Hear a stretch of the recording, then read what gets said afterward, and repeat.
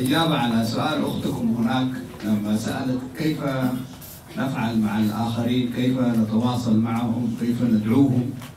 فهذا سيساعدنا، هذا البرنامج سيساعدنا في بيان هذه القضية. قلنا أساسيات التأثير. أساسيات التأثير يعني ما هي الأسس التي ينبغي أن نتبعها حتى نؤثر في الآخرين؟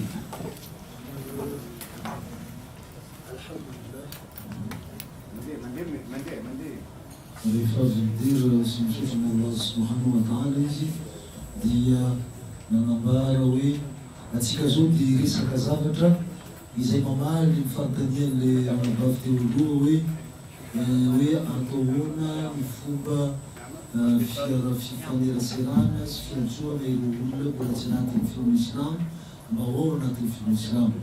Izay indrindra mampiditra atsika amin'ny loha hevitra mikasika amin'ireo ambaratonga tokony andalovana mandrapahatonga any amin'ny fiantraikany fiantsoana ataontsika. إذن أساسيات التأثير هي الطرائق والنظم والأفكار التي علينا أن نتبعها حتى نؤثر في الآخرين. Izany hoe ity asasiaty ta'athir ty zany dia miombana amin'ny lalana sy lamina ary hevitra foto-kevitra izay tokony ho arahintsika tsara mba ahatonga mba hampisy fiantraika izay zavatra ataontsika, mba hampisy fiantraika amin'ny kafa zany ny fiantsoana izay ataontsika. عندنا هنا في هذا الرسم أولا أساسيات التأثير تنقسم إلى قسمين حتى نؤثر نحن في الآخرين. أول شيء نرجع إلى أنفسنا ونعرف ذاتنا، معرفة الذات، معرفة نفسك أولا، ثم بعد ذلك تمشي للآخرين. أول حاجة ينبغي على الإنسان أن يعرف نفسه هو من هو، من أنا. Ya, hitantsika eto izay amin'ity famombona ty ny mba hahatonga ny olona zany, mba hahatonga ny fiantsoantsika ny olona zany izy fiantraika dia misy lafin-javatra roa zany no tsy maintsy ho fantaritsika ary tsy maintsy ananatsika.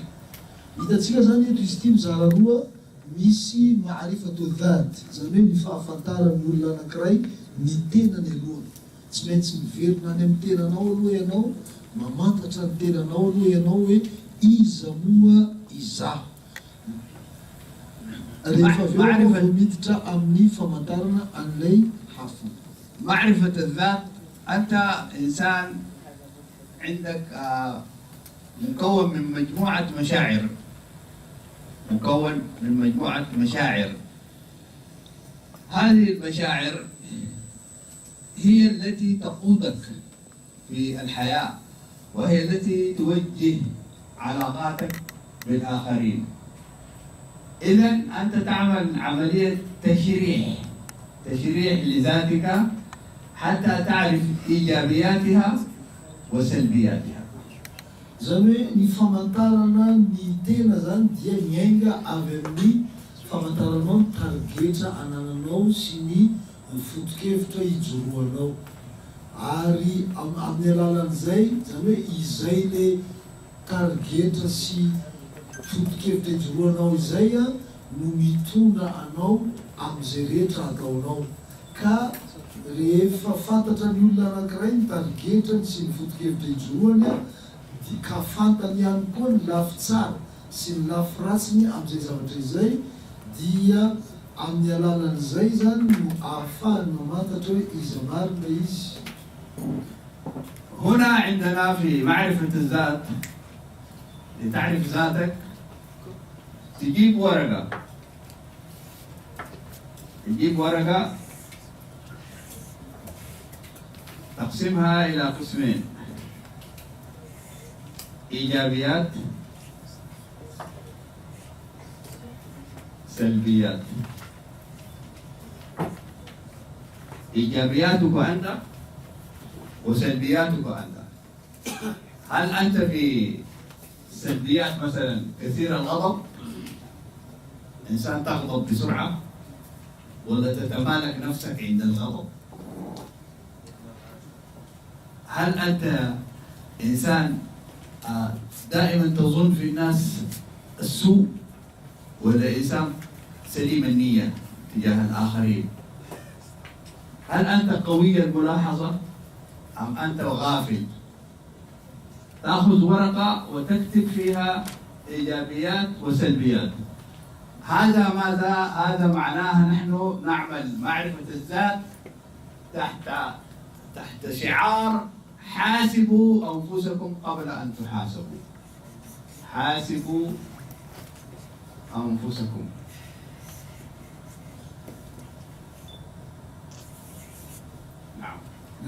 Eo amin'izay famantarana ny tenantsika zay zany a, dia tokony toy izao zany ataontsika, tokony maka taratasy ianao, maka feuille zany ianao a, dia zarainao aloha mazava tsara le feuille, asianao tableau zany a, ny colonne ray zany a asianao an'le côté négatif, le lafy ratsy, dia ny côté anankiray indray dia asianao ny lafiny positif, ny lafy tsara rehetra, zany hoe mombanao zany io.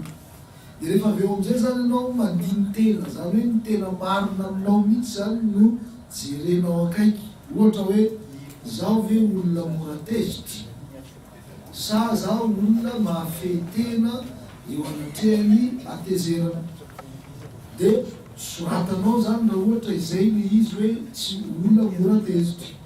Dia mijery koa anao hoe moa ve zaho olona manana eritreritra ratsy foana amin'olona, sa zaho olona madio fisainana amin'ny hafa. Soratanao koa zany zay rehetrarehetra zay, ary rehefa manao an'izay zany tsika dia manaraka an'ilay fanambarana hoe hasibo anfusakum, hoe mitsarao alohan'ny tenanareo, dinio alohan'ny tenanareo. طيب، في حاسبوا أنفسكم هنا أنت لما تأتي وتضع الورقة وتكتب إيجابياتك نفسك وسلبياتك، أنت تعرف نفسك أكثر من الناس. الناس لا يعرفونك حقيقة، وربما الناس يتكلموا يقولوا يمدحوك، أنت إنسان كويس وهذا والله كذا وهذا من أفضل الإخوان وكذا، ولا يعرفون الأشياء الأخرى.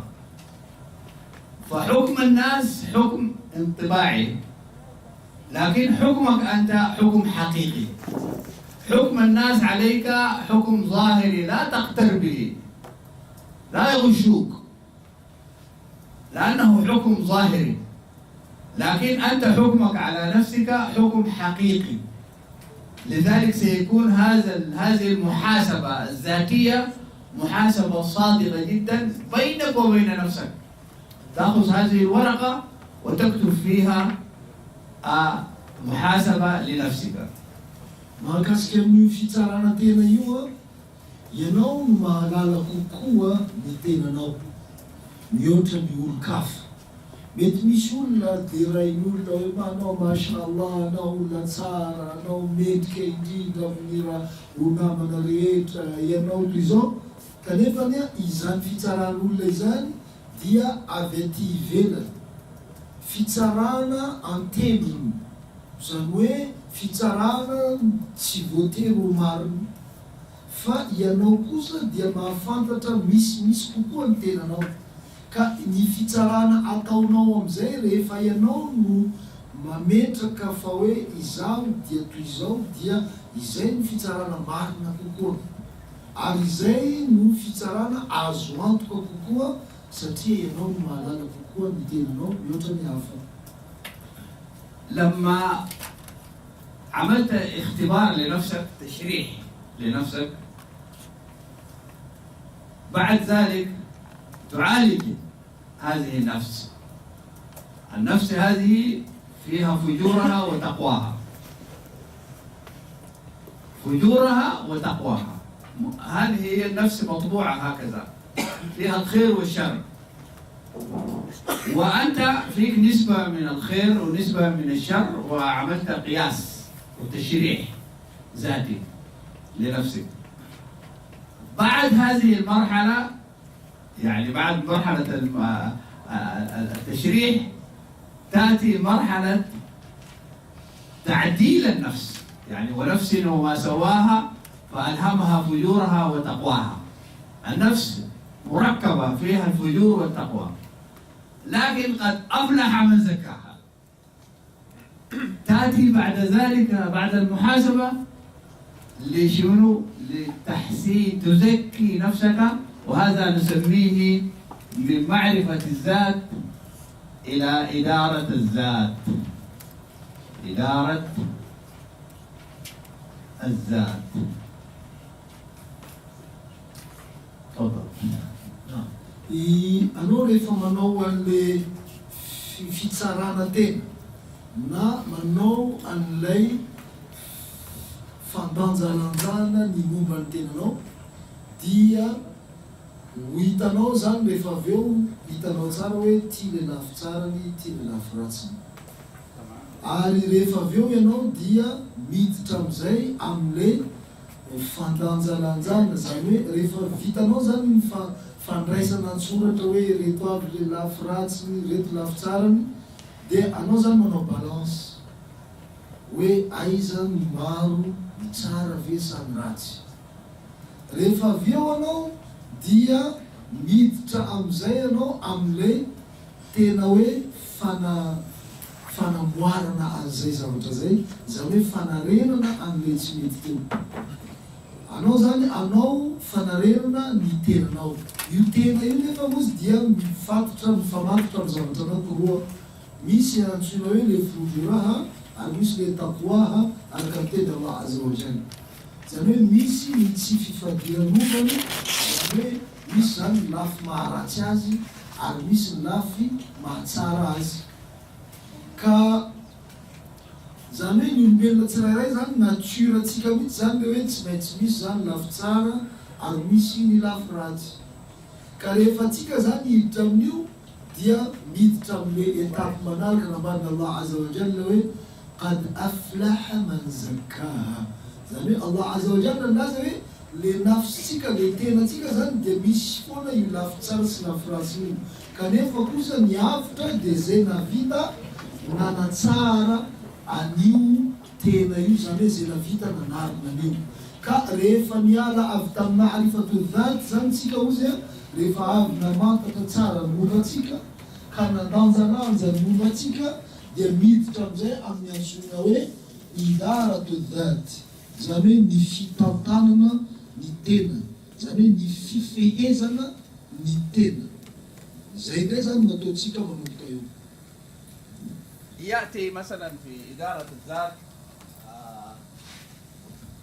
ممكن تعمل لنفسك برنامج إدارة الذات، إدارة نفسك. هنا نفس وسواها فألهمها فجورها وتقواها قد أفلح من زكاها. تريد تزكي نفسك، تزكيها، هي فيها فجور وتقوى، تريد تزكيها، تضع برنامج. ممكن تقول أنا مثلا إذا كنت سريع الغضب وغضبت على إنسان أو شتمت إنسان في مناقشة في السوق، في البيع، في الشراء، غضبت غضب سريع وأنا أعرف أنه هذا من السلبيات، علي أن أؤدب نفسي، أدير نفسي بأن أخرج صدقة مقدارها مثلا، شنو العملة عندكم؟ 100 جنيه مثلا.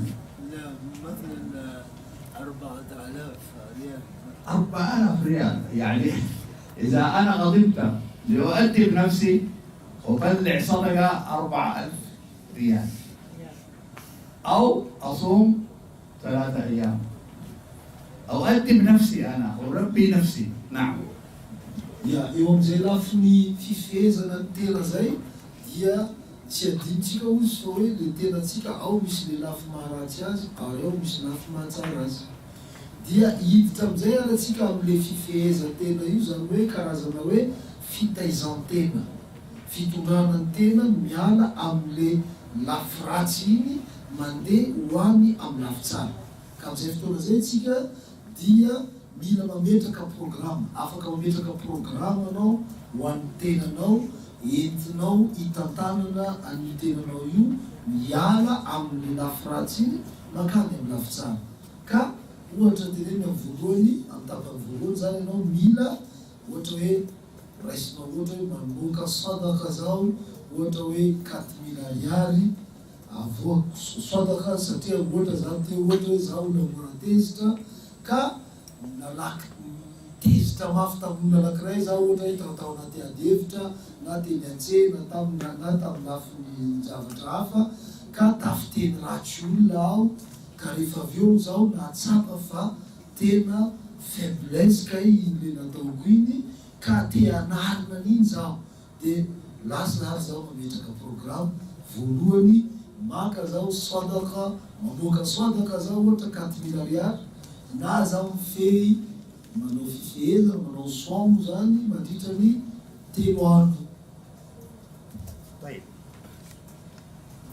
إذا الإنسان ظن أنه زكى نفسه، قد أفلح من زكاها، ظن أنه زكى نفسه، طبعا لا يصل إلى الكمال ولكن يكون نسبيا زكى نفسه 80%، 70%، 90%. الإنسان إذا زكى نفسه ويستطيع أن يتعامل مع الناس بعد ذلك عرف ذاته وأدار ذاته، عرف ذاته ونقصها وعيبها وفجورها وتقواها، ثم أدار ذاته. بعد ذلك يكون مؤهل للعمل مع الناس الآخرين. rehefa niezaka ny olona anankiray manatsara ny tenany dia mila tsaro manakariva fa tsy ho tonga amin'ny fahataperana novinoviana izy, zany hoe tsy ho lasa parfait mihitsy izy aostady parfait fa izy tsy ho lasa parfait mihitsy a fa izy zany a mety ho tonga any amin'ny 70%, 80%, 90% fa ny tena hoe zato isan-jato zany dia sarotra. Ka ilay fanamboara fanatsarana ny tena zay le fifehezany tena natao zay a dia atao arak'izay tratry ny hery any fa tsy hoe ao anatiny fikasana hoe ho lasa fahataperana.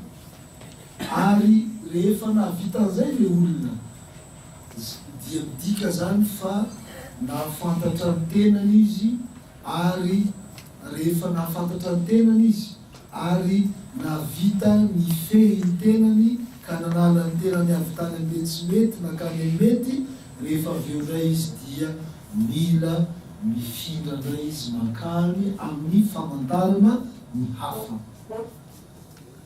بعد ذلك تعرف الآخر.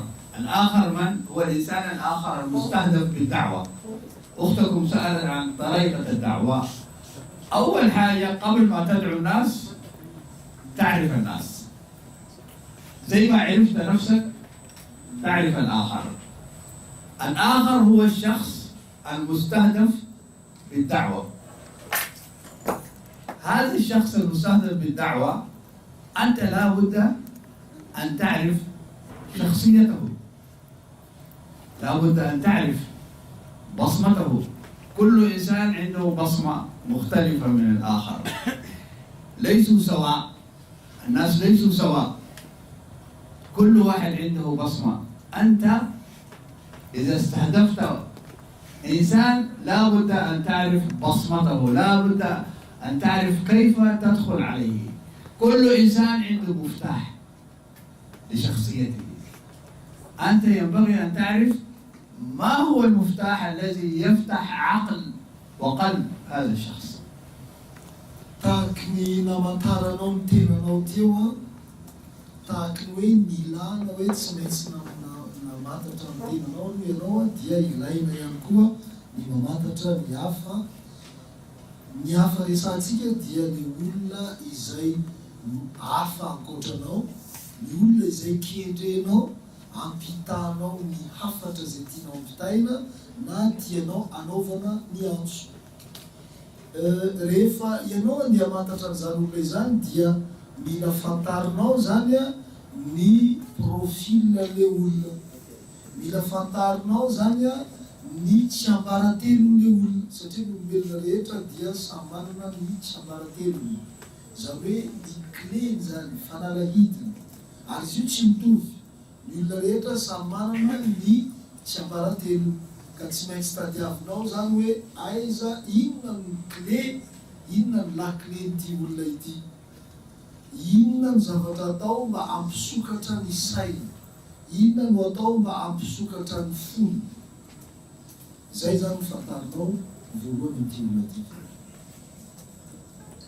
مثلا النبي صلى الله عليه وسلم كان يعرف شخصية الشخص المستهدف بالدعوة. مثلا لما جاءه أعرابي، والعرب الرعاة يرعوا الغنم، هذه أهم شيء عندهم، هذه الأغنام، الثروة، البهائم، هذه أهم شيء عندهم، ويتفاخرون بعدد ما عنده من الأغنام. فهذا الرجل لما جاء للنبي صلى الله عليه وسلم قام أعطاه وادي من الغنم، لأن هذا هو الشيء المناسب معه. أعطاه وادي من الغنم، ما أعطاه كتاب، أعطاه وادي من الغنم. والرجل ذهب إلى قومه: من وين الغنم؟ قال: جئتكم من عند رجل لا يخشى الفقر، ينفق إنفاق من لا يخشى الفقر. فلما سمعوا هذا العرب، هذا غريب، وكان سبب أن القبيلة كلها أسلمت بسبب الغنم، يعني بدل أعطيناهم غنم أعطونا بشر. What? Ni Rasulullah sallallahu alaihi wasallam dia nanana fifehezana tanteraka ny fahalalana ny hafa. Izy zany tena nanana talenta tamin'io fahaizana mandinika ny olona io, ary voafehy tsara io le fitrandrahana ny maha izy ny olona tsirairay io teo amin'ny fiantsoana izay nataony. Misy arabo anankiray ohatra tsena any Rasulullah sallallahu alaihi wasallam. Ny arabo mantsy anisan'ny zavatra tena tiandreo tamin'izany fotoana zany dia ny biby fiompy tahaka ny ondry, ny osy sy ny sisa, ary tena lasa rehareha ho an'ny arabo mihitsy tamin'izany fotoana izany ny fananany biby fiompy. Zany hoe arakaraka ny isan'le biby fiompy ananany zany no tena mampirehareha azy. Ka rehefa tonga tamin'ny Rasulullah sallallahu alaihi wasallam ity rangahy ity, dia nomeny Rasulullah sallallahu alaihi wasallam fanomezana biby fiompy maromaro. Dia rehefa avy eo nentiny nandeha tany amin'ny tanàna niaviany, tany amin'ny foko niaviany. Avy eo nantanindreo izy hoe avitaizana azahoanao an'ireto biby fiompy reto. Dia namaly izy milaza hoe ty ozy avy tamin'ny lehilahy anankiray tsy matahotra fahantrana. Zany rangahy zany ozy tsy matahotra fahantrana mihitsy, fa nomeny anahy ozy reto zavatra reto. Inona ozy ny fiantraikan'izay? Ny vahoaka rehetra tao anatin'io foko io tapitra miditra tanatin'ny fiainana Islama. نموذج آخر معرفة البصمة، كل إنسان ما هو. أبو سفيان رجل زعيم في قريش، زعيم كبير في قريش، من أكبر الزعماء في قريش، من الملأ. فلما جاءوا هو كان ما أسلم، لما فتح الرسول صلى الله عليه وسلم مكة وجاءوا داخلين مكة، أبو سفيان زعيم يحب الفخر، يحب يكون عظيم فوق يعني. فالرسول صلى الله عليه وسلم قال: من دخل بيت الله فهو آمن، من دخل دار أبي سفيان فهو آمن. أبو سفيان ما يحتاج يعطوه قروش ولا غنم، يحتاج مكانة اجتماعية كبيرة. فقال من دخل دار أبي سفيان فهو آمن، فأعطاه الشيء الذي يريده، لذلك أسلم أبو سفيان زعيم كبير. وجنكراي أبو سفيان لنكراي زي نانا مايجاز تاونات الفوق قريش تاولمك تاوزان فتوميزان.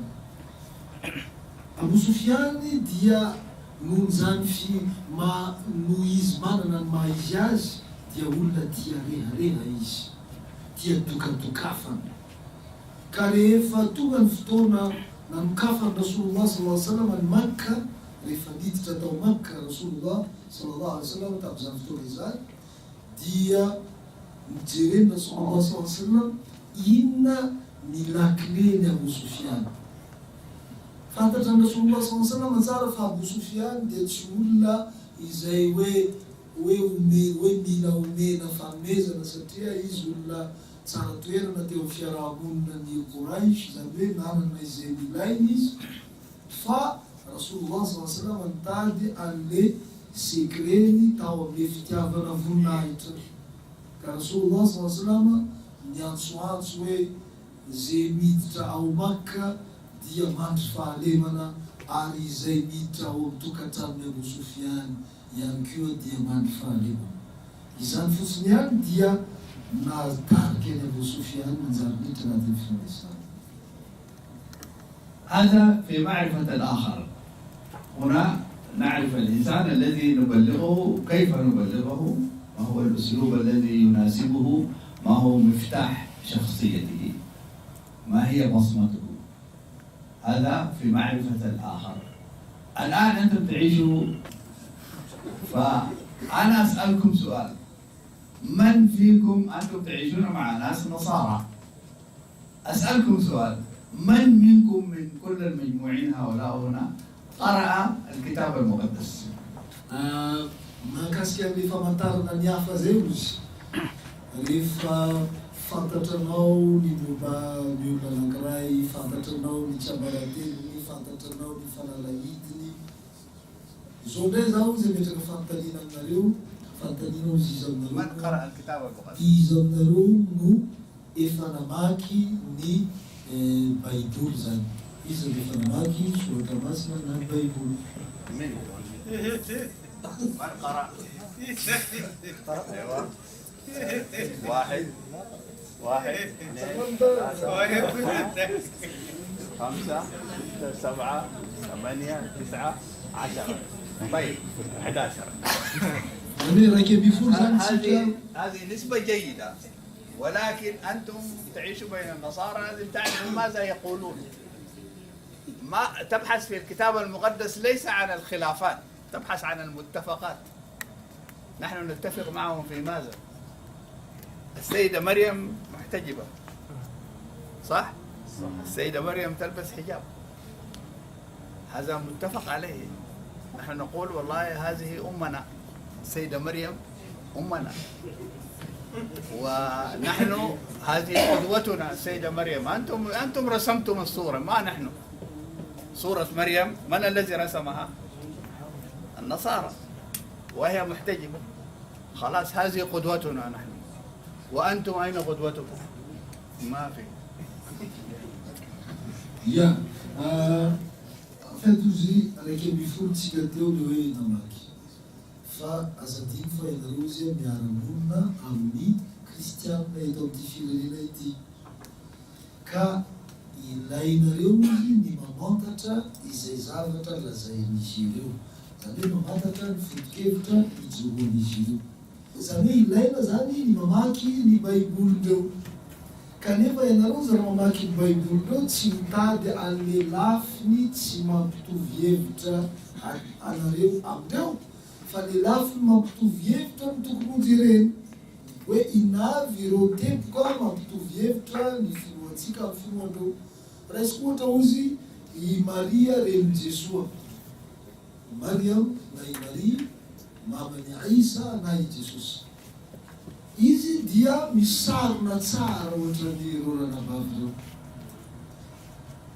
anareo zao tena rehefa miresaka amindreo mila miteny aminazy mila mampafantatra azy hoe i Mariam i Marie reny Jesoa dia mpitarika anay reninay,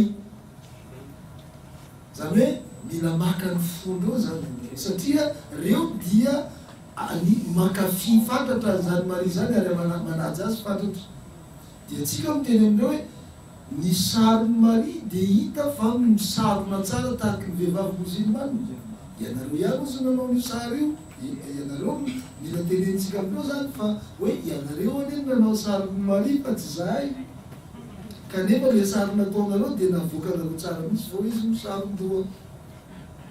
Ka atsika zany maneho amindreo fa hoe atsika dia makasitraka ny Marie ary iray fomba amam-panao amintsika i Marie.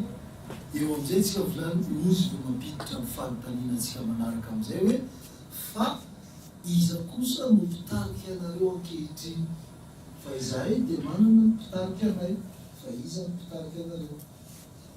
طيب لذلك معرفة الآخر لإدارة العلاقات مع الآخر، معرفة الذات لإدارة الذات، لإدارة الذات، معرفة الآخر لإدارة علاقات relationship between you and the other people.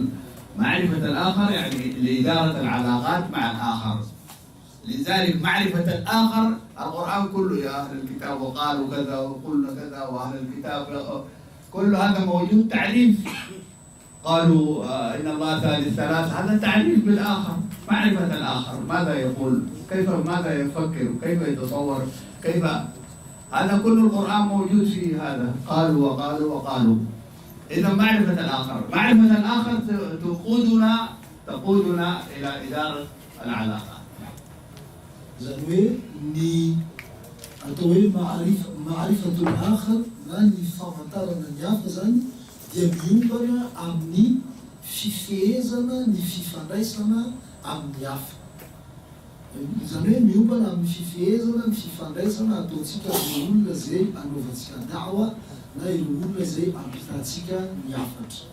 Taloha tatintsika nanao ny maarifatu dhat, zany hoe namantatra ny tenatsika tsika, namantatsika fa izany famantarana ny tenatsika izany dia mifototra amin'ny fifehezana ny tenatsika. Fa eo amin'ilay famantarana ny hafa kosa atsika dia mila mifehy tsara, mahafehy tanteraka ny fifandraisantsika amin'ny olona zay anaovantsika ny dawa. Assalamu alaikum. Ny fifehezana ny tegna zany fito mitranga fahitana. Moa ve tsy tokony mba maka avino hafa zany atsika amin'ny mahakasika tegna atsika sady atsika tombo tegna ihany afaka mamantatra mahakasika atsika.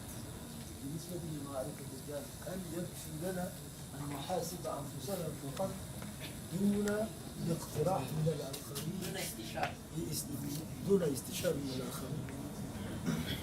معرفة الذات أنت تحاسب نفسك بس، ما تنتظر من الآخرين أو غيرهم، أنت تحاسب نفسك بنفسك.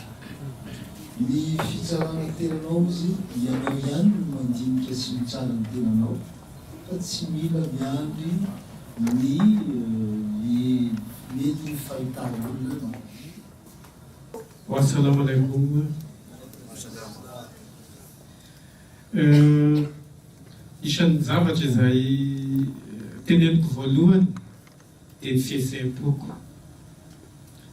Zaho miresaka eto amintsika eto fa tena sy diso lalana zany raha nanatrika ny fampianarana teto. Zaho any Manakara dia shia tena namako betsaka. Fa raha converti en islam dia nahita namana sunni anankiray ary igny no niresahako. Dia izy no nitarika nakaty amin'ny sunni. Raha ny fiarahamoniko andavanandro, shia no tena betsaka. Dia inshallah fiheseham-poko zay lazaiko amintsika hoe tsy diso lalana raha maheno ny ankida ny shia teto sy mandray ny ansika sunni. Raha izay. Faharoa, tena bakomana na ny fampianaran'ny professeur ny docteur asika teo zany ny amin'ny approche makany amin'ny tonga de faritako hoe amin'ny kristianina le approche sika makany aminy zay somary kezakeza loatra mampihidy ny fon'izy ireo mahatonga azy sy te hihaino mihitsy voaresaka hoe slamo dia hidiny ny varavarana fa sika mila mijery tsara mijery ny lakle tokoa sika zany mba hazoto hihaino sika ry zareo za raha metrano ny fanontaniana inona ma mahatonga anao slamo valiny anankiray izay miveriberina anao dia za hoe sy rasy ny finoana kristianina sara io nefa dia lazaiko ansika fa tena sara ny finoana slamo ao anatin'izay zavatra zay no mahatonga anjareo misokatra hoe inona moa ny ilazanao fa tena sara ny finoana slamo dia mihaino izy fa sy le faharasiany no resahana voalohany dia mihidy izy zay ny zavatra azo mametraka fanontaniana hoe mila mijery ny sy ambaratelo mijery ny lakleny dia nasiko soratra manao isika ve mba manao izany zay ny soratako eto ka nandrainao mba manao izany ve isika raha manao approche amin'zareo tesosy izay tompon'ny kristianina dia na fitafiana ohatran'izao ataosika zao isany anankiray ahafahasika miresaka aminy zay simba nanao shortana nanao anna misy zany jesosy zany hatramin'ny nahafatesany salamu alaikum يؤيد الكلام طبعا الاخ كان من كبار قساوسة هو قال ويتكلم بحماس كده هو سعيد جدا. اول ما اخوي قال انا سعيد جدا بالمشاركه في هذا البرنامج. ثانيا وأؤكد أنني لست في طريق الخطأ وإنما أنا في طريق صحيح. الحمد لله كل أصدقائي يقولون الشيعة وفي الحقيقة أنا تعرفت الآن على قبة أهل السنة فهذا شيء جيد جميل جدا. وأنا معتبر الآن أنني لست مخطئ في الاختيار وأنني صحيح. ويؤكد أيضا على صحة ويقول أيضا يا شيخ بأن السؤال المطروح الآن وكتبته على الخط الأحمر أن نحن فعلا يعني حقيقة أننا يعني أننا نطبق ما نقول أننا نقترب إليهم وأننا يعني نتودد إليهم. فمثلا يقول أنني أقول للنصارى أن النصارى ليس خطأ ولكن الإسلام أحسن من النصارى. فكونك تقول لهم أن النصارى خطأ مباشرة يغلق عليك الباب. نعم. أنا قلت أن أبحث عن المشتركات. نعم هذا الذي يقول. فلذلك يقول أيضا